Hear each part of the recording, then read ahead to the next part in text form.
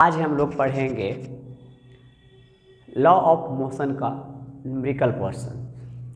Law of motion में हम लोग फर्स्ट लॉ, सेकेंड लॉ और साथ साथ टेंशन का स्टडी किए थे। तो आज हम लोग पढ़ेंगे कि फर्स्ट लॉ चैप्टर्स है फोर्थ एंड फर्स्ट लॉ, उसके न्यूमेरिकल्स को हम लोग कैसे सॉल्व करें, क्योंकि न्यूमेरिकल्स में बच्चों को बड़ा सर दर्द है। बच्चा को समझ में नहीं आता है कौन से न्यूमेरिकल्स में कौन सा फार्मूला अप्लाई करना है और कैसे हम लोग न्यूमेरिकल से डाटा को निकाल के डिस्प्ले करें। तो आइए हम उन चीज़ों को आज स्टडी करेंगे जिससे आप किसी भी क्लास 9th के फिजिक्स के किसी भी प्रकार का बुक इजीली आप न्यूमेरिकल सॉल्व कर सकते हैं। तो आइए देखते हैं हम लोग क्या क्या करना है हमको न्यूमेरिकल सॉल्व करने के लिए। तो सबसे पहले physics class 9th numerical portion है लॉ ऑफ मोशन का, याद रखना है आपको। आज हम लोग एनसीईआरटी के सारे न्यूमेरिकल्स को सॉल्व करेंगे और बेहतरीन ढंग से समझेंगे कि अदर बुक्स के न्यूमेरिकल हमसे कैसे, जैसे स्टालिन, सृजन्स, इनके न्यूमेरिकल थोड़े टफ होते हैं एनसीईआरटी की अपेक्षा। वैसे तो एनसीईआरटी का बेस बहुत स्ट्रांग होता है, बेस बहुत अच्छा होता है। तो आइए समझते हैं। चलिए, मैं रंजित कुमार, आप सभी को मेरे यूट्यूब चैनल फ्यूचर्स जोन में बहुत बहुत स्वागत है। आज हमारा 1000 सब्सक्राइबर पूरा हो गया है, तो आप सभी को तहे दिल से धन्यवाद। ऐसे ही सपोर्ट करिए, अपना प्यार आशीर्वाद बनाए रखिए। तो हम लोग पढ़ेंगे न्यूमेरिकल्स लॉ ऑफ मोशन। ध्यान देके देखना, पहले हम लोग फॉर्मूला को समझ लेते हैं। फॉर्मूला क्या होता है? सबसे पहले वही एक चीज़ है जो हम लोग को ज़्यादा तंग करता है, ठीक है। तो लॉ ऑफ मोशन में ज़्यादा कुछ नहीं, सबसे पहले आपको फोर्स का एक फॉर्मूला मिलेगा, F बराबर m। ध्यान दीजिए, बहुत ईजी टर्म है, कुछ खास ज़्यादा टर्म नहीं है, टेंशन आपको नहीं देगा। इस चैप्टर के लगभग न्यूमेरिकल में आपको फोर्स ज्ञात करनी है, और फोर्स में जो खास बात है वो ये है कि आपको मास दिया हुआ रहेगा, आपको एक्सेलरेशन खुद लाना है ढूंढ के। एक्सेलरेशन के लिए आपको वो सारे वैल्यूज दिए हुए रहेंगे जहाँ से आप इजीली एक्सेलरेशन को फाइंड कर सकते हैं। तो हम लोग सबसे पहले एक्सेलरेशन के उन तीनों फार्मूला को एक बार रिमाइंड करते हैं। आप ध्यान देके देखिए, हमने इसके पीछे वाले चैप्टर में मोशन स्टडी किया था, उसमें 3 फार्मूलाज, एक ए फार्मूला, इसमें भी एक्सेलरेशन देखिए, ठीक है, एक ए फार्मूला, इसमें भी एक्सेलरेशन देखिए, और एक ए फार्मूला, इसमें भी एक्सेलरेशन देखिए। ये तीनों फार्मूला में एक्सेलरेशन, क्योंकि चैप्टर में लिखा हुआ है एक्सेलरेशन हमारा कांस्टेंट होना चाहिए, बिना एक्सेलरेशन के हमारे मोशंस के कोई इक्वेशन तो बनेंगे नहीं। तो जाहिर सी बात है कि एक्सेलरेशन तीनों में है। अब आपको एक्सेलरेशन फाइंड कहाँ से करना है? अगर आपको टी दे, कहीं न्यूमेरिकल्स में कहीं टी दे और टी दे करके आपको बोले कि हमें न्यूमेरिकल एक्सेलरेशन फाइंड करके दिखाइए, तो जाहिर सी बात है कि जैसे ही आपको टी मिलेगा, ये दोनों सूत्र टी के लिए एप्लीकेबल होगा। लेकिन दिक्कत क्या है, इसमें डिस्टेंस नहीं है। अगर डिस्टेंस टी देने के बाद डिस्टेंस की चर्चा कर दे तो एक्सेलरेशन आप सेकेंड से निकालेंगे। अगर टी ना दे के डिस्टेंस दे के एक्सेलरेशन निकालने के लिए आप लोगों को बोल दिया जाए तो थर्ड वाला फार्मूला लगाएंगे, क्योंकि इसमें टी नहीं है, एक्सेलरेशन है। और अगर डिस्टेंस ना दे, विदाउट डिस्टेंस आपको कहीं एक्सेलरेशन फाइंड करने के लिए बोला जाए, तो आप सीधा सीधा फर्स्ट वाला फार्मूला लगाएंगे। बहुत इजीली है, आपको समझ में आ जाएगा, टेंशन नहीं लेना है, ठीक है। तो ये चीज़ समझ गए। मास आपको दिया हुआ रहेगा, लगभग न्यूमेरिकल में एनसीईआरटी के जो भी न्यूमेरिकल्स हैं उसमें मास आपको दिया हुआ रहेगा। फाइंड एक्सेलरेशन करना है फोर्स निकालने के लिए। हो सके कहीं कहीं आपको फोर्स निकालने के फोर्स दे दे और फाइंड एक्सेलरेशन बोल दे, एक्सेलरेशन फाइंड करने के लिए बोल दे। तो आप इसमें एक चीज़ का ध्यान रखेंगे, मास को सीधे सीधे हम लोग फोर्स से डिवाइड कर देंगे, आपको जो लास्ट का मैग्नीट्यूड मिलेगा वो एक्सेलरेशन का मैग्नीट्यूड मिलेगा। एक और चीज़ की बात करते हैं, कहीं कहीं न्यूमेरिकल में फ्रिक्शन फोर्स की बात की गई है, घबराना नहीं है आपको। फोर्स ऑफ फ्रिक्शन जो है, फोर्स ऑफ फ्रिक्शन जो है वो फोर्स के अपोजिट लगने वाला एक फिजिकल इवेंट है। फोर्स के अपोजिट, जैसे आप मान लीजिए किसी वुड स्लैब को इधर की ओर खींच रहे हैं, कोई फोर्स लगा के ऐसे खींच रहे हैं इस टाइप से, और इसके नीचे जो है ना सरफेस और वुड स्लैब के बीच में कोई फोर्स लग रहा है जो आपको रेसिस्ट कर रहा है। तो ये जो फोर्स लग रहा है आपके फोर्स के अपोजिट डायरेक्शन में लग रहा है। बस ये अपोजिट डायरेक्शन में लगने वाला फोर्स को फोर्स ऑफ फ्रिक्शन बोलेंगे। तो इसमें आप नेट फोर्स निकालने के लिए क्या करिएगा कि आपके द्वारा जो फोर्स लगाया जाएगा उसमें से जो फ्रिक्शन फोर्स रहेगा ना उसको माइनस कर दीजिएगा, क्योंकि नेट फोर्स निकालने के लिए हम लोग दो फोर्स को ऐड करते हैं। तो नेट फोर्स निकालने के लिए एक फोर्स है आपका, एक फोर्स है आपका, ये वाला जो फोर्स है वो पॉजिटिव हो जाएगा और फ्रिक्शन ऑफ फोर्स के अपोजिट डायरेक्शन में लग रहा है, ठीक है। तो अपोजिट डायरेक्शन में इसका जो चिन्ह है, साइन है, वो नेगेटिव हो जाएगा। तो एक प्लस पॉजिटिव एक नेगेटिव दोनों को आप घटा के नेट फोर्स निकाल सकते हैं, कोई दिक्कत नहीं है। अगर इस पार्टिकल में किसी भी तरह का चेंजेज नहीं आ रहा है तो आप समझिए कि आपके द्वारा लगाया गया जो फोर्स है वो फ्रिक्शन फोर्स के बराबर है, यानी आप जो इस पर नेट फोर्स लगा रहे हैं ना वो जीरो है। जीरो कब हुआ? अब मान लीजिए आप आगे की ओर वुड को खींचने के लिए, वुड स्लैब को खींचने के लिए 100 न्यूटन का फोर्स लगा रहे थे और ये स्लैब भी 100 न्यूटन का फोर्स बैक साइड में लगा दिया। तो 100 प्लस 100 माइनस आप ऐड करिएगा तो नेट फोर्स जीरो हो जाएगा। आप पढ़े हैं न्यूटन फर्स्ट लॉ, अगर किसी पार्टिकल पर नेट फोर्स जीरो हो जाता है तो पार्टिकल अपना पोजीशन चेंज नहीं करता है, एक टेंडेंसी रखता है कि अगर हम रेस्ट में हैं तो रेस्ट में रहें, अगर हम मोशन में हैं, यूनिफॉर्म मोशन में हैं तो मोशन में ही रहेंगे, क्योंकि कोई फोर्स लग ही नहीं रहा। तो पार्टिकल के पोजीशन में चेंजेज आएंगे कहाँ से? तो ये नेट फोर्स की बात होगा एक दो जगह पे न्यूमेरिकल में, आपको घबराना नहीं है। अब जो आपको न्यूमेरिकल में सबसे ज़्यादा तंग करने वाला फैक्टर है वो है मोमेंटम। तो हम लोग मोमेंटम को इस तरह से स्टडी कर सकते हैं। जनरल मोमेंटम का जो फॉर्मूला होता है P बराबर mv होता है, जनरल, ठीक है। जनरल फॉर्मूला होता है मोमेंटम का P बराबर mv होता है। अब चेंज ऑफ मोमेंटम कहीं कहीं पूछेगा आपसे, तो एक चीज़ ध्यान रखना है कि पार्टिकल का मास कांस्टेंट रहता है, पार्टिकल का मास जो है वो चेंज नहीं होता है। तो जाहिर सी बात है पार्टिकल का मास चेंज नहीं हो रहा है, तो भाई क्या चेंज हो जाएगा? वेलोसिटी चेंज हो जाएगा। जैसे देखिए एक पार्टिकल है पॉइंट ए पर और कुछ देर के बाद पार्टिकल पॉइंट बी पे पहुंच जाती है। जब पार्टिकल पॉइंट ए पर था तो उसका जो अटेन वेलोसिटी था वो यू था, ठीक है। और जैसे ही पार्टिकल बी पॉइंट पे पहुंच गया, बी पॉइंट पे चला गया, उसका अटेन वेलोसिटी भी हो गया, फाइनल वेलोसिटी भी हो गया। अब आप विचार करिए, पार्टिकल जब पॉइंट ए पर था तो मास सेम था, पार्टिकल जब पॉइंट बी पे चला गया तब भी मास सेम है। अब यहाँ का मोमेंटम क्या हो जाएगा? P1 हो जाएगा। मोमेंटम है क्या? डिफिनेशन में मोमेंटम को आप लोग हमने डिफिनेशन जब इसका पढ़ाया तो बताया था कि पार्टिकल का मास, और जिस पार्टिकल का आप मास ले रहे हैं उसी पार्टिकल की वेलोसिटी की बात करनी है आपको, अदर हट के कोई वेलोसिटी की बात नहीं करनी है, दूसरे पार्टिकल की वेलोसिटी की बात नहीं करनी है, उसी पार्टिकल के वेलोसिटी की बात करनी है आपको, तब मोमेंटम आपको मिलेगा बढ़िया। तो ये पॉइंट ए पर जो पार्टिकल था उसका मोमेंटम P1 मान लीजिए आप, तो P1 बराबर क्या हो जाएगा आपका? mu हो जाएगा। अब पार्टिकल जब पॉइंट बी पे पहुंचा तो उसका टोटल मोमेंटम क्या हो गया? P2 हो गया, और P2 बराबर mv, momentum mass into its velocity, mass m, point A का वेलोसिटी u तो mu, मास m, पॉइंट बी का वेलोसिटी v तो mv। क्या चेंजेज आया देखिए जरा। पॉइंट ए पर पार्टिकल का मोमेंटम P1 था, पॉइंट ए पर पार्टिकल का मोमेंटम P1 था, पॉइंट बी पर पार्टिकल का मोमेंटम P2 हो गया। तो चेंजेज, यानी हमने सिखाया था कि बड़े वाले मोमेंटम में से छोटे वाले मोमेंटम को घटा दीजिएगा तो आपको चेंज ऑफ मोमेंटम मिलेगा। यानी चेंज ऑफ मोमेंटम बराबर, यहाँ पर लिख देते हैं आपको, चेंज ऑफ मोमेंटम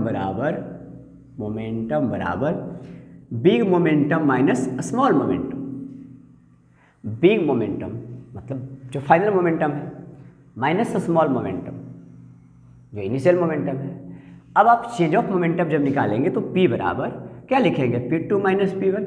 अब P2 माइनस P1 बनने के दौरान एक चीज़ को ऑब्जर्व करिए, क्या कि हमारा मास दोनों पॉइंट पर कांस्टेंट रहा है और हमारा वेलोसिटी जो है ना पॉइंट ए से पॉइंट बी पर जाते जाते चेंज हो गया है। तो मोमेंटम को चेंज करने में सबसे बड़ी भूमिका जो है ना वो कौन निभाता है? वेलोसिटी निभाता है। ठीक है, पार्टिकल में वेलोसिटी चेंज होगा, मोमेंटम चेंज हो जाएगा। ठीक है, पार्टिकल का वेलोसिटी अगर कांस्टेंट है तो मोमेंटम चेंज नहीं हुआ, मोमेंटम जीरो हो जाएगा, यानी मोमेंटम ज्यों का त्यों रहेगा। पार्टिकल में किसी भी प्रकार के कोई चेंजेस नहीं आएंगे। समझ गए आप? ये था चेंज ऑफ मोमेंटम। ठीक है, अब फिजिक्स कहता है कि आप किसी भी पार्टिकल में चेंज ला रहे हैं, सॉरी मोमेंटम को चेंज कर रहे हैं, तो मोमेंटम को चेंज करने का जो रेट होगा वो उस पार्टिकल पे लगाए गए फोर्स के बराबर होगा।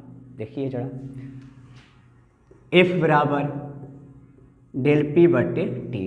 डेल्टा का यूज हमने इसलिए किया है कि फिजिक्स में डेल्टा चेंजेज को दिखाता है, परिवर्तन को दिखाता है। ठीक है, अब विचार करिए F बराबर डेल पी। डेल पी मतलब हम लिख सकते हैं P2 minus P1 upon by T. ठीक है, तो एक चेंज ऑफ मोमेंटम, ठीक है, अगर आपको रेट के साथ मिले तो वो जो मैग्नीट्यूड उसका होगा मोमेंटम का, वो फोर्स के इक्वल होगा। इसी को हम लोग बोलते हैं the rate of change of momentum is called force. यानी आपको किसी पार्टिकल में मोमेंटम को टाइम के साथ चेंज करने के लिए एक फिजिकल क्वांटिटीज अप्लाइड करना पड़ेगा, और उस फिजिकल क्वांटिटीज को हम लोग बोलेंगे फोर्स। जाहिर सी बात है, आपको समझ में आ गई। अब जो सबसे टफ फॉर्मूला है जहाँ से बच्चे परेशान होंगे वो ये है कंजर्वेशन ऑफ मोमेंट। आप कंजर्वेशन ऑफ मोमेंटम को थोड़ा ध्यान से देखेंगे। ठीक है, इसमें एक और पॉइंट ऐड करता है इम्पल्स। आप बोलेंगे उसको impact of force. Impact of force यानी इम्पल्स जो है ना rate of change of momentum के बराबर होता है। कहीं पूछ दे आपसे, कोई दिक्कत नहीं है, हम लोग यहीं से न्यूमेरिकल का पहला पोर्शन यूज करते हैं, डेरिवेट करके देखते हैं कि इम्पल्स जो है ना, अगर मान लीजिए कोई व्यक्ति बाइक से चल रहा है, उसकी मोमेंटम बढ़ रहा है, ठीक है, तो उसमें कोई इम्पैक्टिंग नहीं है, उसे कोई खतरा नहीं है। ठीक है, अगर एक व्यक्ति पॉइंट ए से चला 10 मीटर पर सेकेंड के स्पीड से, पॉइंट बी पे गया 50 मीटर पर सेकेंड के स्पीड से, पॉइंट सी पे गया 100 मीटर पर सेकेंड के स्पीड से, इसमें सिर्फ मोमेंटम चेंज कर रहा है, इम्पैक्ट नहीं हो रहा है, इससे कोई खतरा नहीं है। ऐसा नहीं है कि बच्चा का मोमेंटम चेंज होगा तो बच्चा कुछ हो जाएगा। खतरा तब होगा जब ये मोमेंटम किसी पार्टिकल में जाके इम्पैक्ट कर जाएगा। ठीक है, अब इम्पैक्ट करने में भी आपको घटना बताया गया था, वो टाइम का एक रिश्ता होना चाहिए। अगर टाइम ज़्यादा हो जाए तो खतरा कम हो जाएगा, अगर टाइम कम हो जाए इम्पैक्ट का तो खतरा बढ़ जाएगा भैया, बहुत दिक्कत होगा। क्योंकि पूरा का पूरा जो पार्टिकल का मोमेंटम है वो ट्रांसफर होकर उस पार्टिकल में जाएगा, वो पार्टिकल आपको रेसिस्ट करेगा, तो रेसिस्ट करेगा तो अब आपको क्या करेगा, वो टाइम अगर बहुत कम रहेगा आपको रेस्ट में आने का तो आप पे थोड़ा हर्टिंग ज़्यादा होगा, आपको चोट थोड़ा ज़्यादा लगेगा। तो इस तरह से हम लोग इम्पैक्ट ऑफ मोमेंटम में, आप इस वीडियो को देख सकते हैं, हमारे यूट्यूब चैनल पे है, इसका मोमेंटम का एक पूरा सुंदर वीडियो डाला हुआ है, आप वहाँ से जाके पढ़ लें। ये न्यूमेरिकल का पोर्शन है, हम ज़्यादा नहीं बता सकते आप लोग। अब देखिए, कंजर्वेशन ऑफ मोमेंटम को हम लोग 3 तरह से अप्लाइड करते हैं, तीनों न्यूमेरिकल को ध्यान देकर देखना है। बच्चा यहाँ बड़ा कन्फ्यूज करता है। पहला change of moment, conservation of momentum, पहले कंजर्वेशन ऑफ मोमेंटम होता क्या है जान लीजिए। फिजिक्स के साइंटिस्ट के अनुसार, ठीक है, किसी भी फिजिस्ट के अनुसार मान लीजिए, जहाँ कंजर्वेशन वर्ड यूज किया जाए आपको सिंपली अवे में ये याद रखना है, neither be create and nor be destroyed.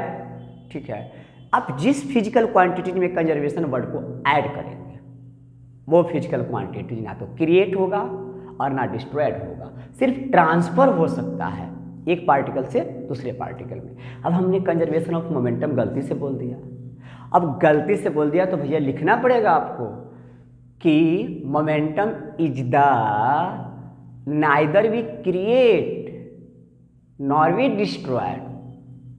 Momentum को हम न तो बना सकते हैं और ना ही बिगाड़ सकते हैं। ठीक है, ओनली ट्रांसफर, मतलब हम उस पार्टिकल में, जैसे पार्टिकल ए के मोमेंटम को पार्टिकल बी में ट्रांसफ़र कर सकते हैं। जैसे ए पार्टिकल को यहाँ से लाके इस पर स्ट्राइक करवा देंगे, इसके पास मास m था, हमने इस पर कुछ फोर्स लगा दिया, इसमें वेलोसिटी आ गया तो mv हो गया।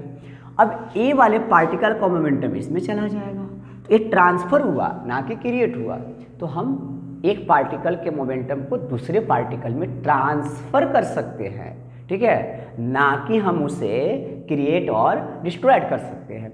तो कंजर्वेशन ऑफ मोमेंटम ये बोलता है। अब कंजर्वेशन ऑफ मोमेंटम में एक वर्ड आती है, कोलिजन पढ़ना है आपको, टक्कर, ठीक है। जब तक टक्कर नहीं होगी भैया तब तक मोमेंटम कैसे ट्रांसफ़र होगा। अब एक पार्टिकल को दूसरे पार्टिकल में मोमेंटम ट्रांसफ़र करने के लिए कोलिजन तो बहुत ज़रूरी है, इसलिए कंजर्वेशन ऑफ मोमेंटम कहता है कि हमारे कोलिजन वाले पार्ट को बढ़िया से समझो, ठीक है। अब कोलिजन क्या है, ये भी एक दिक्कत है। अब आपको इस पार्टिकल का मोमेंटम यानी पार्टिकल ए का मोमेंटम पार्टिकल बी में डालना है, तो क्या करेंगे आप, पार्टिकल ए को पार्टिकल बी से जाकर स्ट्राइक करवा देंगे, इम्पैक्ट करवा देंगे, टकरा देंगे। जैसे टकराएगा भैया, ये पार्टिकल पहले से रेस्ट में था, अब क्या होगा, इधर से गया, इसका मास सेम था, वेलोसिटी इसमें भी थी, ये मारा जाके इसे कस के धक्का।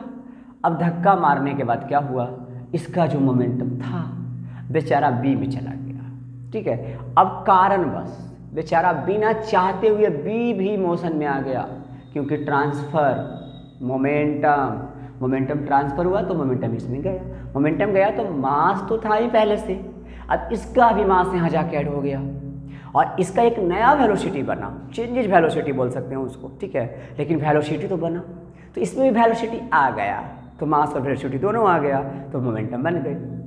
तो मोमेंटम ट्रांसफ़र करने के लिए किसी भी फिजिकल पार्टिकल में इम्पैक्ट का होना बहुत ज़रूरी है, कोलिजन का होना बहुत ज़रूरी है। अब कोलिजन होगा कैसे कैसे, कभी कभी कोलिजन में दोनों सबस्टांस एक दूसरे में आके इम्पैक्ट कर जाते हैं, तो जहाँ आपसे एट अ इम्पैक्ट टाइम में मोमेंटम पूछेगा वहाँ के लिए एक बहुत बढ़िया सूत्र ए है।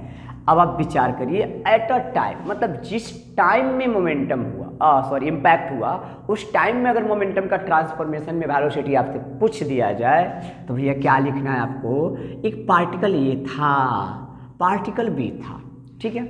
पार्टिकल ए वाला बेचारा यू वेलोसिटी से यानी u1 वेलोसिटी से गया और इससे टकरा गया। अब आप विचार करिए, इसका मास क्या था, m था, तो इसका मोमेंटम कितना हो गया, p1 हो गया। तो ये टोटल अपना मोमेंटम जो है ना p1 ये b में ट्रांसफ़र कर देगा, वाह, जैसे b में ट्रांसफ़र होगा। अच्छा, अब इसका मास m1 मान लीजिए आप, तो यहाँ इसका मास m2 था, अब दोनों का मास यहाँ के इम्पैक्ट होगा, ठीक है, कोई दिक्कत नहीं, इंट्रैक्ट होगा, ठीक है, इंट्रैक्शन होगा, तो मास जहाँ इंट्रैक्शन होता है वहाँ मास को हम लोग ऐड कर लेते हैं।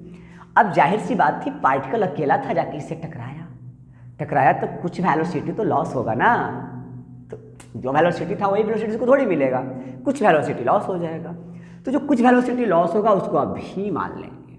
अब आप ध्यान देके समझिए, इस पार्टिकल का टोटल मोमेंटम कितना था, p1, और इसमें जाके एक कोलाइड कर गया, इम्पैक्ट कर गया, ठीक है, इंट्रैक्शन हुआ पार्टिकल ए को पार्टिकल बी से, जैसे इंट्रैक्शन हुआ इसी का मोमेंटम इसमें गया है, आप ध्यान रखिए, यानी टोटल मोमेंटम जो p1 था ना वो पार्टिकल बी में चला गया। अब पार्टिकल बी में गया कैसे भैया, m1 plus m2 into v, तो एक फार्मूला ये बनता है, बड़ा अच्छा फार्मूला है, ठीक है। इसके लिए हमने एक स्पेशल न्यूमेरिकल वो लेक्चर वाले वीडियो में डाले हैं, बहुत सुंदर। एक लड़की है 40 kg की, ठीक है, वो जाके 3 kg के कार्ट पे जंप मार लेती है, ठीक है। तो जैसे ही पहले जो लड़की 40 kg की है वो 5 मीटर पर सेकेंड की स्पीड से दौड़ रही थी, तो लड़की का जो टोटल मोमेंटम था वो कितना था, 40 गुने 5 यानी 40 गुने 5, 200 kg मीटर पर सेकेंड।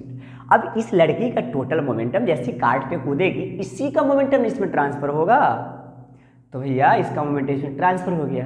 तो अब जैसे लड़की कार्ट पे कूदी, ठीक है, इंट्रैक्शन हुआ लड़की का किसके साथ, कार्ट के साथ, तो कार्ट का मास 3 kg था और लड़की 40 kg की थी, टोटल मास कितना kg का हो गया, 43 kg का, एक नया वेलोसिटी मिला भी।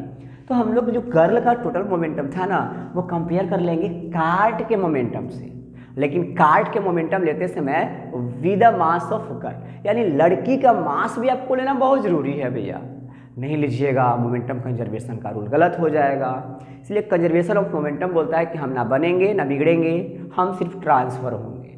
तो आपको ध्यान रखना है, जहाँ दो पार्टिकल आपस में इंट्रैक्ट करेंगे, आपस में इम्पैक्ट करेंगे, तो उसके लिए कंजर्वेशन ऑफ मोमेंटम का फॉर्मूला है, वो बनेगा P बराबर m1 plus m2 into V. पहला फॉर्मूला हो गया आपको। P टोटल मोमेंटम रहेगा पहले पार्टिकल का, और जब दूसरे पार्टिकल से पहले पार्टिकल का टकराव होगी, पहले पार्टिकल दूसरे पार्टिकल के साथ इम्पैक्ट करेगा, तो दोनों का मास ऐड होगा, एक नई वेलोसिटी आएगी सेकंड पार्टिकल में, यानी दोनों पार्टिकल को मिला के वो वेलोसिटी आपको फाइंड करने के लिए बोला जाएगा। मोस्टली और जितने भी न्यूमेरिकल्स हैं उसमें वेलोसिटी ही आपको फाइंड करने के लिए बोला जाएगा, टेंशन आप नहीं लीजिए। सेकेंड, अब मान लीजिए दो पार्टिकल में इंट्रैक्शन हुआ, इम्पैक्टिंग हुआ, दोनों पार्टिकल कस के टकराए, जैसे दो गाड़ी टकराए, ठीक है। मान लीजिए एक ए वाली गाड़ी और एक ए वाली गाड़ी, ये दोनों गाड़ी टकराए, देखिए, ठीक है। ये गाड़ी इधर जा रही थी, ये गाड़ी, जरूरी नहीं है दोनों गाड़ी कभी कभी सेम लाइन में सेम डायरेक्शन में भी जाएगी, कोई दिक्कत नहीं है। अब जब ये गाड़ी चल रही थी तो इसका मास m था और इसका मास m1 और m2 था। गाड़ी जब चल रही थी तो इनिशियल वेलोसिटी u मान लीजिए और इसका इनिशियल वेलोसिटी u1 और u2 मान लीजिए, कोई दिक्कत नहीं। अब बताइए जब टकराएंगे तो एक चीज़ का ध्यान रखना है आपको, टक्कर के समय, मतलब एकदम जब टकराएगी तब, ठीक है ना, एट अ टाइम, इम्पैक्ट के टाइम दोनों पार्टिकल का वेलोसिटी 0 हो जाता है भैया, क्योंकि दोनों पार्टिकल फादर के रेस्ट में आ जाते हैं। तो जब ये वाला इधर से आया, ये वाला इधर से आया, इसको ही धक्का मार दिया, टकरा गया। जैसे ही टकराएगा, जिसका मोमेंटम ज़्यादा रहेगा, सपोज करिए इसका मोमेंटम ज़्यादा है, तो थोड़ा इसको क्षति पहुंचाएगा। मोमेंटम का मतलब होता है चोट लगना, आपको हर्ट करना, आपको नुकसान करना, ठीक है। अभी दोनों के बाद मान लीजिए इसमें एक और वेलोसिटी आपको दे दिया जाए, जैसे बोल दिया जाए after collision particle A moves start x kilometre per hour, तो जाहिर सी बात है कि आपसे सेकंड वाला का पूछेगा। तो जैसे सेकंड वाला का पूछेगा तो इसमें 4 वेलोसिटीज बने। पहले आप ऑब्जर्व करिए बढ़िया से न्यूमेरिकल्स के डाटा को कि m1 और m2 दोनों एक एक वेलोसिटी से चल रहा था। जब दोनों टकरा गया तो टकराने के बाद थर्ड वाले का वेलोसिटी बना, तो फोर्थ वाले में भी कुछ वेलोसिटी बना होगा, तो वो फोर्थ वाले जो वेलोसिटी निकालने के लिए बोलेगा। अब उसके लिए जहाँ टक्कर में इस तरह के डाटा दिया हुआ रहे, आप सीधे लिखेंगे m1 प्लस m2 बराबर m1 u1 plus m2 u2 बराबर m1 v1 plus m2 v2। बहुत ईजी था, कोई दिक्कत है नहीं आपको। अब आप समझिए, ये वाला डेटा की बात समझिए, ठीक है। एक और रिक्वायल के लिए आता है, इसमें बच्चा को तो समझ जाना चाहिए, ये 5-6 के बच्चे अगर पढ़ा दिया जाए तो बड़ी बढ़िया समझ जाएंगे। रिक्वायल सिर्फ एक ही चीज़ के लिए अप्लाई होता है, ठीक है। या तो पिस्टल बोलिए इसको, या तो राइफल, और इन दोनों के साथ बुलेट। इन दोनों में से कोई एक दिया हुआ रहे, गन भी दिया हुआ रहेगा कहीं कहीं, और उनके साथ दिया हुआ रहेगा आपको बुलेट, कोई दिक्कत नहीं, बहुत इजी टर्म है, आप ध्यान देके देखेंगे। इन तीनों में से बुलेट ही छूटेगा, ठीक है। अब मान लीजिए कोई बंदूक है, इस टाइप से कोई बंदूक है, इस टाइप से कोई बंदूक है, ठीक है। यहाँ पर बुलेट है, तो बंदूक जो है ना, गन, पिस्टल या राइफल, तीनों में से कोई लीजिए आप, कोई दिक्कत नहीं है। तो ये जो पिस्टल है या राइफल है, वो एक फोर्स लगाएगी बुलेट को लीव करवाने में, ठीक है। तो जो फोर्स लगाएगी वो एफ हो जाएगा। अभी जो बुलेट है वापस उसके स्टाइगर पे फोर्स लगाएगा, ये आप समझिए बढ़िया से, ठीक है। यानी स्टाइगर इसके मोमेंटम को चेंज करेगा, किसके, रिक्वायल के मोमेंट, बुलेट के मोमेंटम। तो बुलेट भी रेसिस्ट करेगी थोड़ा सा, क्या रेसिस्ट करेगी, बंदूक को। तो उस रेसिस्टेंस के कारण बंदूक में जो पीछे की ओर झटका आएगा, पीछे की ओर जो वेलोसिटी प्रोड्यूस होगी, बस वो वाले वेलोसिटी को हम लोग रिक्वायल बोलेंगे। समझ में आ गया आपको, ठीक है। तो जहाँ आपके माथा में, जहाँ आपके किताब के, ठीक है ना, डाटा में ए न्यूमेरिकल्स दिया हुआ रहे, ठीक है, एक्सरसाइज में जैसे आपको बुलेट, गन, राइफल दिखाई दे, ठीक है, आप बिना सोचे समझे, ठीक है ना, आप बिना सोचे समझे उसको ऐसे लिखेंगे, ठीक है। m1v1 प्लस m2v2 बराबर 0। अब आप सोचेंगे सर ये वाला पार्ट कहाँ गया, तो आप विचार करिए कि जब तक बंदूक और गोली छूटा नहीं, सॉरी, जब तक बुलेट छूटी नहीं थी बंदूक से, तब तक बुलेट भी रेस्ट में था, ठीक है। यानी ना गन बुलेट पे कोई फोर्स लगा रहा था चेंज ऑफ मोमेंटम के लिए, और ना बुलेट गन पर कोई फोर्स लगा रहा था चेंज ऑफ मोमेंटम के लिए। तो जाहिर सी बात है कि ये दोनों तो हुआ नहीं, आपका U1 U2 तो है नहीं, तो ये पूरा पार्ट क्या हो गया, 0 हो गया। अब जैसे ही हम लोग फोर्स लगाएंगे गन स्टाइगर से बुलेट पर, तो बुलेट में एक वेलोसिटी आएगी, तो आप बुलेट की वेलोसिटी को v1 मान लेंगे, और जिसका वेलोसिटी और जिसका मास लेना है उसी का मोमेंटम बनेगा। जाहिर सी बात है कि अगर आप बुलेट का वेलोसिटी ले रहे हैं तो बुलेट का मास लेना पड़ेगा, अगर आप बुलेट का मास ले रहे हैं तो बुलेट का वेलोसिटी लेना पड़ेगा भैया। तो m1v1। अब ए वाला जो न्यूमेरिकल का पोर्शन है उसको इधर भेज दीजिए थोड़ा, तो आपको देखने में एक ऐसा सुंदर सा न्यूमेरिकल मिल जाएगा। m1v1 बराबर माइनस m2v2, बहुत सुंदर। अब इसमें से कोई एक चीज़ को, ठीक है ना, हाइड कर दिया जाएगा, आपको छुपा दिया जाएगा, लुप्त कर दिया जाएगा। यानी 3 नोन रहेंगे और एक आपको अननोन करके फाइंड करने के लिए दिया जाएगा। आप बड़े आराम से फाइंड करेंगे। ज़्यादातर न्यूमेरिकल्स में फाइंड करने के लिए या तो रिक्वायर्ड वेलोसिटी मिलेगा आपको, या तो मास ऑफ राइफल, गन और पिस्टल मिलेगा आपको। घर उड़ाना नहीं है आपको। हमेशा 99% न्यूमेरिकल में आपको बुलेट और उसके वेलोसिटी और मास दिए जाएंगे। बुलेट की जो वेलोसिटी रहेगा वो, और बुलेट का जो मास रहेगा वो दिया जाएगा। इन दोनों में से किसी एक टर्म को आपको फाइंड करने के लिए बोला जाएगा। आप आराम से इजीली बिना टेंशन के फाइंड कर सकते हैं, क्योंकि जहां आपके पन्ने पर, जहां आपके किताब के पन्ने पर ये बुलेट, राइफल और गन वाला न्यूमेरिकल दिखाई देंगे, आप आंख बंद करके बिना टेंशन लिए ये वाला न्यूमेरिकल अप्लाई करेंगे, ठीक है। ये माइनस में है, रिक्वायर्ड वेलोसिटी आपको अपोजिट डायरेक्शन ऑफ मोशन मिलेगा, ठीक है। तो आप उसमें लगा देंगे सीधे सीधे भैया, आपको फाइंड हो जाएगा। अब हम लोग इस तरह से इन तीनों सूत्र को देख लिए, ठीक है। अब हम लोग चलते हैं न्यूमेरिकल पोर्शन की ओर। न्यूमेरिकल कैसे बनेगा, तो हम आपको एनसीईआरटी का न्यूमेरिकल सॉल्व करवाते हैं, ठीक है। एनसीईआरटी में 1 से जो 4 तक के क्वेश्चन है एनसीईआरटी के एक्सरसाइज में, ठीक है। वैसे एक्सरसाइज 9 दिया गया है, एक्सरसाइज 9, ठीक है। तो एक्सरसाइज 9 में force and law of motion, ठीक है। इनके जो न्यूमेरिकल्स हैं वो 1 से 4 तक थियोरिकल क्वेश्चन के बेस पर है। यानी 1 से 4 तक जो न्यूमेरिकल्स है ना, न्यूमेरिकल्स में ऐड किया गया वो थ्योरी वाले क्वेश्चंस हैं। तो ये हम थ्योरी वाले क्वेश्चंस को छोड़ देते हैं, जब हम एक्टिविटी बताएंगे तो आपको उस टाइम सॉल्व करा देंगे, टेंशन मत लीजिए। तो हम आते हैं न्यूमेरिकल्स की ओर, न्यूमेरिकल्स से बढ़ते हैं। तो 5 नंबर से न्यूमेरिकल है हमारे पास में, ठीक है, 5 नंबर से, ठीक है। आप किताब अगर लेकर एनसीईआरटी का बैठेंगे तो आपको ज़्यादा समझ में आएगा, ठीक है। अगर किताब ना लेकर बैठते हैं तभी भी समझ में आएगा, क्योंकि हम न्यूमेरिकल्स को बोर्ड पर लिख देते हैं।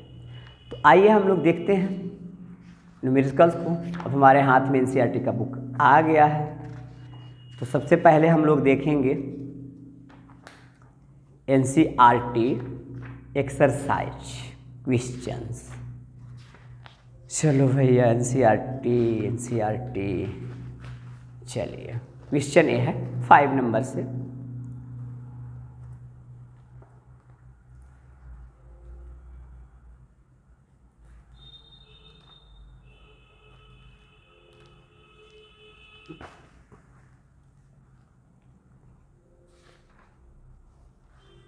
फाइव नंबर से क्वेश्चन ये है,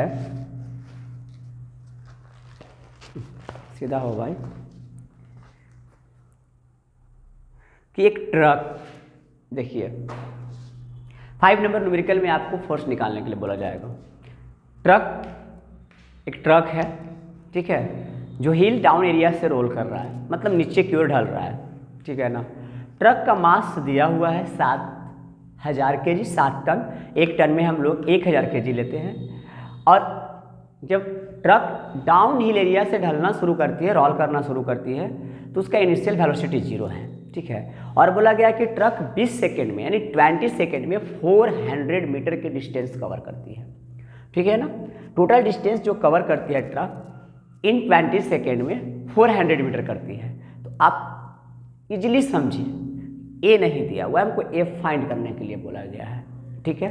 तो आप एनसीईआरटी का बुक लेकर अपने सामने बैठे, इजीली आपसे न्यूमेरिकल बनेगा। जैसे हम डाटा लिखते हैं, न्यूमेरिकल लिखेंगे तो बहुत टाइम लग जाएगा, इसीलिए कहा गया है। हम एक बार सुंदर तरीके से इसको पढ़ देते हैं, आप सुन लीजिएगा। आप लिख भी सकते हैं कॉपी पर, कॉपी कलम लेके बैठ जाइए।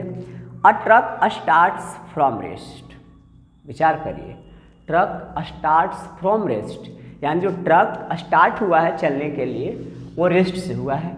जब भी कहीं किसी भी फिजिक्स के न्यूमेरिकल में भाई साहब रेस्ट की बात किया जाए, काइनेमेटिक फिजिक्स में, आप इनिशियल वेलोसिटी को 0 मान लेंगे, कोई दिक्कत नहीं है। स्टेशनरी भी बोलेगा कहीं भी। तो हमारा जो ट्रक था ना, वो रेस्ट से मूव करना स्टार्ट किया, कोई दिक्कत नहीं। जैसे ही रेस्ट बोला, हमारे दिमाग में आया भैया यू का मान तो 0 होगा, ठीक है। अब आप देखिए, हमने पहले ही बोल दिया रोल्स कर रहा है, डाउन है हिल एरिया में, तो कांस्टेंट एक्सेलरेशन है, एक्सेलरेशन कांस्टेंट है। अब हम लोग मोशन वाले इक्वेशंस को लगाएंगे। ये travel a distance in 400 metre, travels a distance in 400 metre 20 second, यानी 400 मीटर। 400 मीटर का मतलब या तो डिस्टेंस दिया हुआ होगा या तो डिस्प्लेसमेंट दिया होगा, दो जो लिखे कोई दिक्कत नहीं उसके लिए, बस थोड़ी सी अंतर है कि एक वेक्टर क्वांटिटी है, एक स्केलर क्वांटिटी है। और इन 20 सेकेंड मतलब हमको टाइम दिया गया है 20 सेकेंड, ठीक है। डेटा में थोड़ा सा और ऐड किया है कि ट्रक का जो मास है ना, यानी मास ऑफ ट्रक जो है भाई साहब वो है 7 टन्स, मतलब 1 टन में 1000 केजी, तो 7 टन में हो जाएगा 7000 केजी। आपको ट्रक का मास मिल गया इजीली। अब तो कुछ नहीं दिया हुआ है, अब आप जनरली समझेंगे, ठीक है हेयर, ठीक है ना, जनरली आप समझेंगे। हमें ए नहीं दिया हुआ है, हमें फाइंड क्या करना है, फोर्स। फोर्स बराबर सूत्र क्या होता है, एम ए। पहले ही आपको हम समझा दिए थे, चेता दिए थे कि आपको मास मिलेगा, ए नहीं मिलेगा जल्दी, ए आपको कहीं ना कहीं से ढूंढ के लाना है। तो ए के लिए हमें कुछ दिया हुआ है, देखिए कुछ फिजिकल क्वांटिटीज़ के मैग्नीट्यूड दिए हुए हैं, हम उन मैग्नीट्यूड्स के माध्यम से ए निकालेंगे। लेकिन अब हमें समझना है कि कौन सा फार्मूला लगाएंगे। हमने आपको बताया था अगर डिस्टेंस दे के टाइम मेंशन करेगा तो आप सेकेंड इक्वेशंस ऑफ मोशन लगाएंगे। फिर से आप सुनिए, अगर आपको टाइम दे करके डिस्टेंस मेंशन करेगा या डिस्टेंस दे करके टाइम को मेंशन करेगा तो आप सेकेंड इक्वेशन को लगाएंगे। यानी सेकेंड इक्वेशन आपका क्या था, x बराबर ut प्लस हाफ है टी स्क्वायर। अब देखिए आप ये वाला पार्ट तो कोई मतलब रखा नहीं हमारे लिए, क्योंकि u का मान 0 है, तो u 0 हो जाएगा, ठीक है। बढ़िया से समझिए, u यहाँ पर 0 रखेंगे तो t के साथ 20 में गुना होकर 0 हो जाएगा, तो हम वो वाला पार्ट को हटा देते हैं। अब जो जो वैल्यू दिया हुआ है उसके वैल्यू को पुट करेंगे तो आपको a मिल जाएगा। देखिए हम पुट करते हैं, x का वैल्यू 400 दिया हुआ है, 400 लिख देंगे, 400 बराबर हाफ, a नहीं दिया हुआ है, फाइंड करना है हमें। t का वैल्यू 20, लेकिन 20 का स्क्वायर होता है 400, 400 से 400 कट जाएगा, समझ गए आप। अब जैसे ही 400 से 400 कटेगा 1 बराबर a/2 आएगा, 1 को a से गुना किए /2। अब बताइए a बराबर कितना आएगा, 2 मीटर पर सेकेंड स्क्वायर आएगा। फाइंड हो गया ये बहुत ईजिली, देख लीजिए 3 लाइन में, ठीक है। तो अब बताइए f बराबर क्या होगा, a में m कितना दिया हुआ है 7000 kg, इंटू a का मान है 2 metre per second square, f बराबर आएगा 14000 kg metre per second square. आप ये वाले पार्ट को न्यूटन लिख दीजिए, यानी 14000 न्यूटन आंसर, कोई दिक्कत नहीं। 5 नंबर न्यूमेरिकल इतना इजली हम लोग को समझ में आ गया। आप छाप सकते हैं, स्क्रीनशॉट ले सकते हैं, कोई दिक्कत नहीं है, बहुत इजली है। एक ट्रक का मास दिया हुआ था, ट्रक स्टार्ट हुआ रेस्ट से, वो ढलने लगा एक हिल एरिया में, मतलब डाउन रोल करने लगा, तो स्टार्ट फ्रॉम रेस्ट u बराबर 0 और 20 सेकेंड में वो डाउन हिल एरिया में 400 मीटर चल जाता है।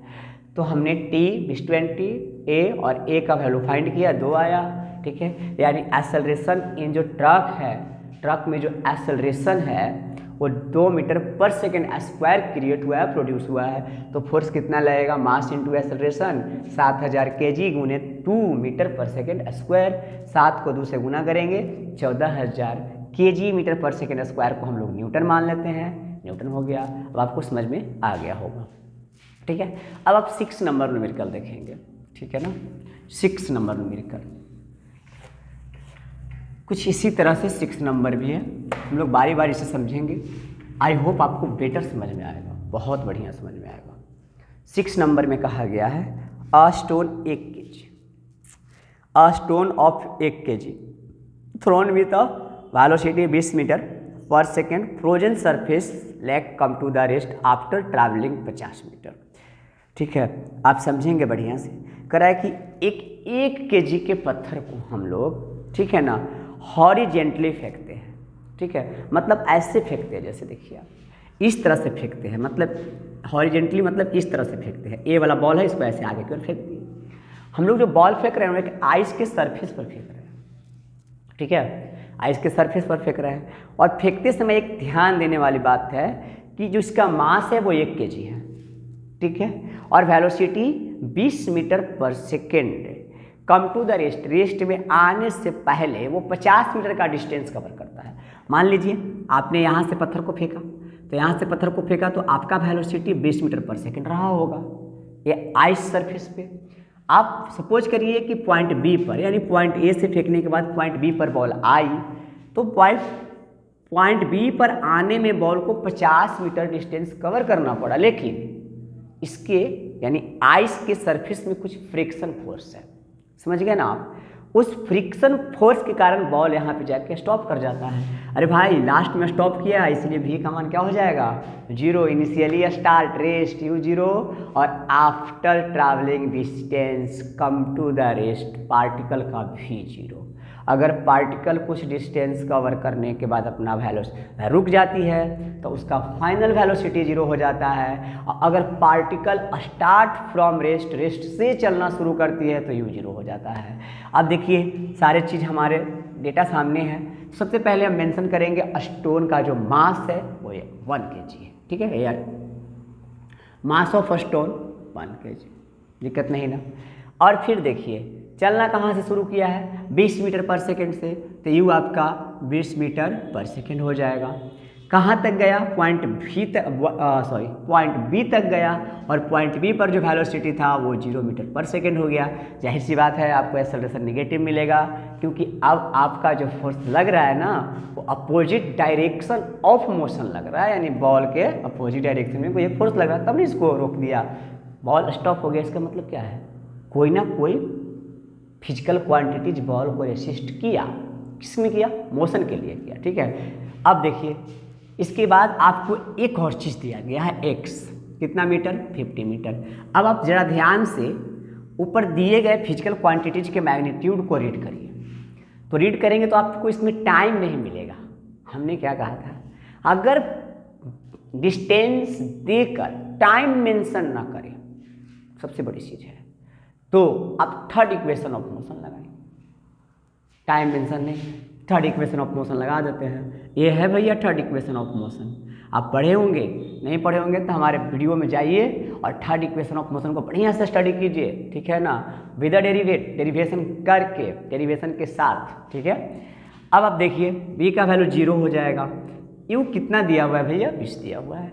आप 20 के स्क्वायर को लिखेंगे प्लस 2 इंटू ए इंटू 50, डिस्टेंस 50 है, ये तो आपको फाइंड ही करना है, ठीक है। अब आप जरा विचार करें, 0 0 400 प्लस 2, यानी 50 को 2 से गुना करेंगे 100 ए आएगा, ठीक है। ये लिखा हुआ है, इसको आप शून्य ना पढ़ लें, ठीक है। अभी 400 इधर आ जाएगा, माइनस ये 400 4 बार में कटेगा 100 से, ए बराबर -4 मीटर पर सेकेंड स्क्वायर हो गया। माइनस तो आना ही था, इनिशियल वेलोसिटी 0 हो रहा था, और इस पर जो फोर्स अप्लाइड हो रहा था अपोजिट डायरेक्शन ऑफ मोशन हो रहा था, निगेटिव तो आपको वैल्यू चाहिए ही चाहिए। अब आप बताइए आइस और स्टोन ये दोनों सरफेस के बीच में कितना फोर्स ऑफ फ्रिक्शन लगा है। अब आप फोर्स ऑफ फ्रिक्शन निकालेंगे, फोर्स ऑफ फ्रिक्शन निकालेंगे, सूत्र वही रहेगा एम। ठीक है, बताइए मास कितना था बल्ब का, 1 kg और -4 kg metre per second square. Total को बोलेंगे तो -4 न्यूटन आंसर। ठीक है, कोई दिक्कत, बहुत ईजी। यानी बॉल को रुकने के लिए जो आइस का सरफेस था वो -4 न्यूटन का फोर्स ऑफ फ्रिक्शन अप्लाई कर देता है। अब जब जो बॉल 20 मीटर पर सेकेंड की स्पीड से चल रही थी वो आगे चल के रुक जाएगी और उसका स्पीड 0 हो जाएगा। कोई दिक्कत नहीं, हमें लगता है आपको बहुत बढ़िया समझ में आया होगा।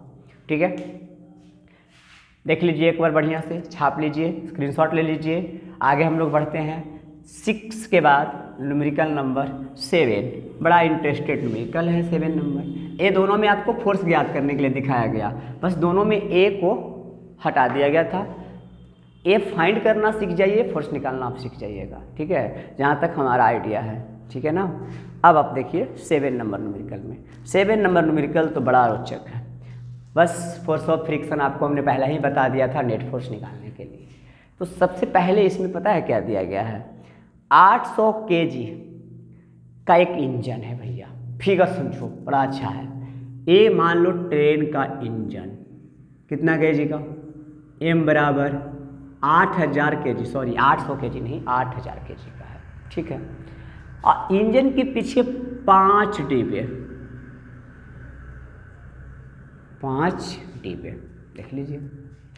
ये 5 डिब्बे में प्रत्येक डिब्बा का मास 2000, सबका मास 2000, टोटल का मास 2000 kg है। तो आप बताइए टोटल मास कितना हो जाएगा, 2000 गुने 5 यानी 10,000 kg हो जाएगा। अब ट्रेन के इंजन और ट्रेन के बोगी दोनों टोटल मास कितना होगा दोनों का, तो इधर डिब्बा का मास है भैया 10,000 और इंजन अकेले 8,000, यानी 10,000 और प्लस 8,000, टोटल मास हो गया ट्रेन विद इंजन 18,000 kg का। ठीक है, अब किसी पटरी पे दौड़ रही है, अब किसी पटरी पे जब दौड़ेगी तो इनके चक्का में जो है ना भैया, इनके चक्के में फोर्स ऑफ फ्रिक्शन लगेगा, वही आपसे पूछा गया है। इसके बाद कहता है ना कि the engine exert a force 40,000 Newton. ये जो इंजन है आगे की ओर एक फोर्स लगा रहा है 40,000 न्यूटन। बहुत ईजी, इससे ईजी कुछ नहीं हो सकता है। ठीक है, 40,000। ठीक है ना, और इनके जो पहिए हैं ये जो पहिए हैं ये पीछे की ओर फोर्स लगा रहा है 5,000 न्यूटन। कितना सिंपल है ना, ट्रेन आगे की ओर फोर्स लगा रहा है 40,000 न्यूटन, ट्रेन के जो पहिया है वो फोर्स ऑफ फ्रिक्शन लगा रहा है 5,000 न्यूटन। बताइए फोर्स ऑफ फ्रिक्शन किधर लगता है, opposite direction of motion. Train का डायरेक्शन इधर है, ट्रेन इधर फोर्स लगा रही है, फ्रिक्शन ऑफ फोर्स किधर लग रहा है, वो पीछे की ओर लग रहा है। तो आपको नेट फोर्स निकालने के लिए सिखाया गया है। ठीक है ना, नेट फोर्स एफ नेट क्या होगा, इंजन के फोर्स में से हम लोग फोर्स ऑफ फ्रिक्शन को घटा देंगे। ठीक है, तो इंजन का फोर्स कितना है 40,000 न्यूटन और माइनस 5,000 न्यूटन।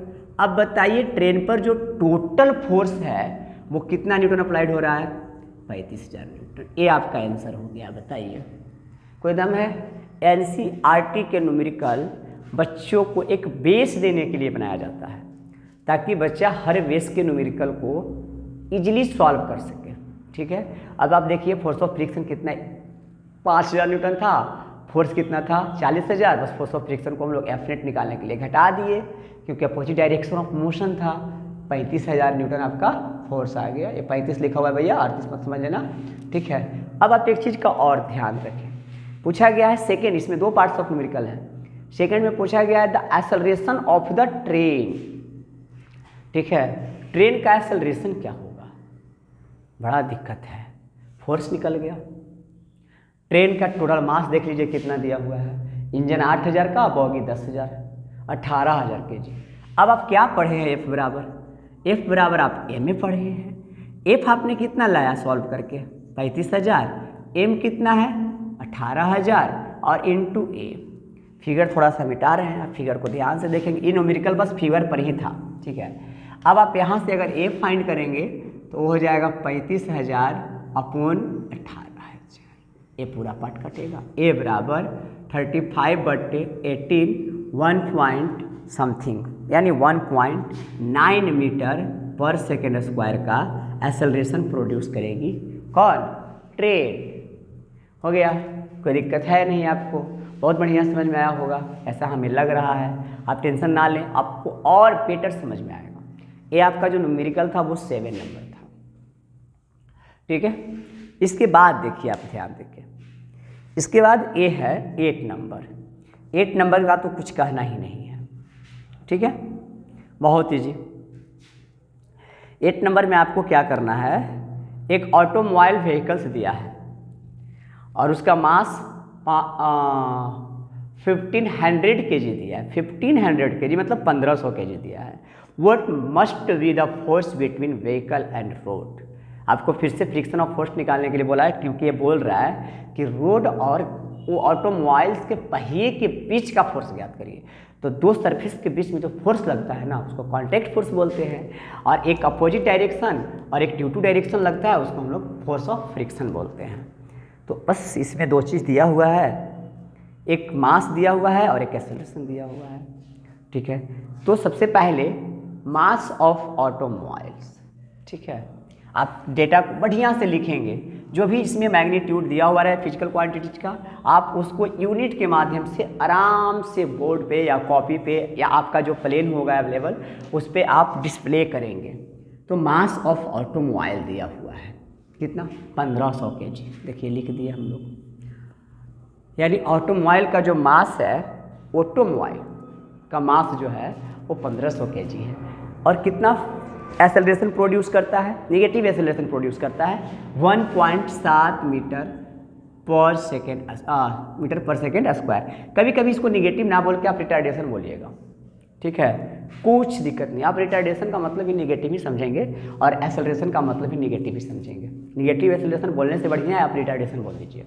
अब फोर्स निकालना है, यहाँ पे दोनों चीज़ आराम से अवेलेबल है, देख लीजिए। हमें फोर्स के लिए मास और एक्सेलरेशन चाहिए जो कि अवेलेबल है, तो मास गुने एक्सेलरेशन, ठीक है। F बराबर ma, एम है आपका 1500 1.7 मीटर पर सेकेंड स्क्वायर, ठीक है ना। आप इससे सॉल्व करें, गुना करें, बहुत ईजी है। कैसे गुना करेंगे, 1.7 ही दिया हुआ था, हाँ सही है।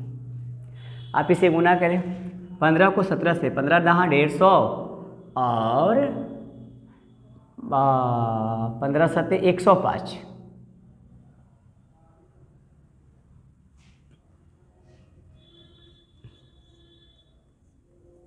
पाँच 2 यानी 22500 तो 00, ठीक है। और एक अंक के बाद पॉइंट है तो एक अंक के बाद हमने भी पॉइंट दे दिया।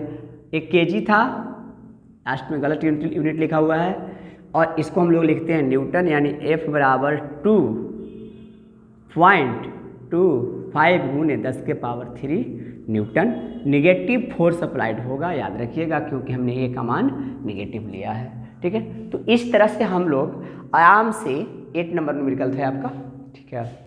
इस तरह से हम लोग आराम से किसी भी न्यूमेरिकल को सॉल्व कर सकते हैं। हमें उसका जो वैल्यूज है ना वो समझ में आना चाहिए कि कौन से फिजिकल क्वांटिटीज का क्या वैल्यू दिया हुआ है। यही बस समझने में बच्चों को दिक्कत होती है, और इस कारण से उन्हें न्यूमेरिकल से थोड़ा झंझट, ठीक है, इरिटेशन, यानी जो वर्ड यूज कर लीजिए बच्चा का माइंड में प्रोड्यूस होता है, और जिसको समझ में आता है उसको बहुत अच्छा लगता है। 8 नंबर के बाद 9 नंबर तो बहुत ईजी है। 9 नंबर को कौन नहीं जानता है, देखिए कह रहा है कि एक पार्टिकल का मास m दिया हुआ है, ठीक है। 9 नंबर पार्टिकल का मास जो है ना m दिया हुआ है, m बराबर m मान लीजिए, और पार्टिकल का वेलोसिटी जो है ना वो भी दिया हुआ है। पूछ रहा है मोमेंटम क्या होगा, याद करिए फॉर्मूला, याद कीजिए डेफिनेशन, क्या लिखा हुआ था, मास एंड इट्स वेलोसिटी, मास भी लेना है और उसी का वेलोसिटी लेना है। विचार करिए, मास कितना दिया हुआ है m, वेलोसिटी कितना दिया हुआ है v, p बराबर mv। बस ये है MCQ टाइप का क्वेश्चन है, आप उसमें टिक कर लेंगे, यानी पार्टिकल का जो मोमेंटम होगा वो mv हो जाएगा। क्लियर। 9 नंबर के बाद 10 नंबर देखिए। 10 नंबर थियोरिकल टाइप का क्वेश्चन है लेकिन समझा देते हैं आपको। देखिए 10 नंबर में क्या बोला गया है, using a horizontal force 2000 Newton, एक फोर्स हॉरिजेंटल यूज किया गया है 2000 न्यूटन, मतलब इस टाइप से F 200 न्यूटन, 2000 नहीं 200। We intend move wooden cabinet across the floor constant velocity, और हम लोग ये 200 न्यूटन फोर्स से किसी फ्लोर पर एक लकड़ी को ऐसे खींच रहे हैं, ठीक है। What is the friction force will be exert on the cabinet, कह रहा है फ्रिक्शन फोर्स कितना होगा कैबिनेट पर, तो आप इसको याद रखेंगे।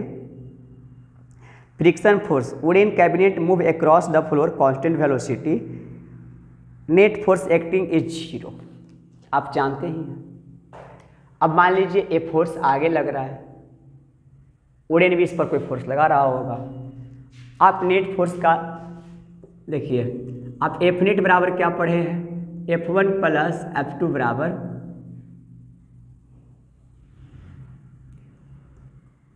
F नेट बराबर 0, तो F1 प्लस F2 बराबर कितना 0। अब बताइए F1 किसके बराबर हो जाएगा, माइनस F2 के। अब आप F1 कितना अप्लाइड कर रहे हैं फोर्स 200 न्यूटन, तो आपका F2 भी 200 न्यूटन हो जाएगा, लेकिन निगेटिव वैल्यू में होगा, मतलब जितना वुडन को आप खींचने में फोर्स लगा रहे हैं ना, फ्रिक्शन फोर्स भी उतना ही लगेगा। टेंशन नहीं लेना है आप लोग को, बस अपोजिट डायरेक्शन ऑफ फोर्स लगेगा। आज सिर्फ 10 ही न्यूमेरिकल रहने दीजिए, ठीक है, वीडियो बहुत लंबा हो जाएगा, आप देख नहीं पाएंगे। इसके सेकेंड पार्ट में हम जो वीडियो न्यूमेरिकल्स आएगा हम उसे सॉल्व करा देंगे। आज के लिए इतना ही।